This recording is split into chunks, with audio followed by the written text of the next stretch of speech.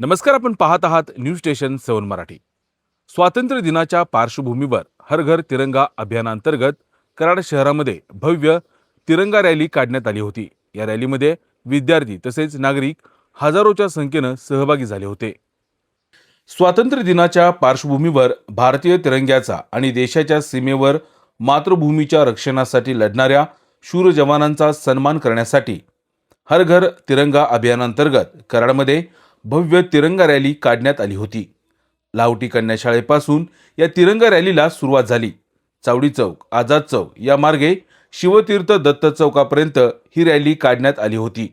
आमदार डॉक्टर अतुल बाबा भोसले, आमदार मनोजदादा घोरपडे, प्रांताधिकारी अतुल मेहत्रे, तहसीलदार कल्पना ढवळे, पोलीस उपाधीक्षक राजश्री पाटील यांच्यासह विविध शासकीय अधिकारी, तालुक्यातील विविध शाळांचे विद्यार्थी तसेच कराड आणि मलकापूरमधील नगरसेवक या तिरंगा रॅलीमध्ये सहभागी झाले होते। हातात तिरंगा घेऊन सहभागी झालेल्या नागरिकांमध्ये देशभक्तीचा उत्साह पाहायला मिळाला।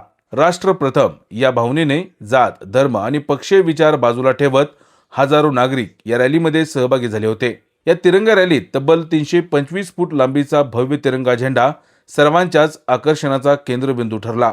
तिरंगा रॅलीला उत्स्फूर्त प्रतिसाद दिल्याबद्दल आमदार डॉक्टर अतुल बाबा भोसले यांनी सर्व नागरिक, विद्यार्थी, अधिकारी, कर्मचारी आणि सहभागी संस्थांचे आभार मानले।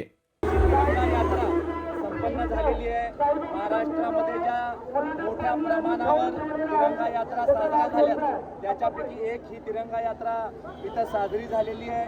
तालुक्यामधून मोठ्या प्रमाणावर लोक याच्यामध्ये सहभागी झालेले आहेत। एकीचं एक मोठं समीकरण इथं आपल्याला बघायला मिळालं, जिथं सगळ्या प्रकारचे लोक, सगळ्या जाती धर्माचे लोक आपल्या देशासाठी राष्ट्रप्रथम या भावनेने एकत्र झाले। एक चांगल्या प्रकारचा संदेश हा समाजामध्ये देण्याचं काम आमच्या कराड तालुक्याच्या वतीनं झालेलं आहे।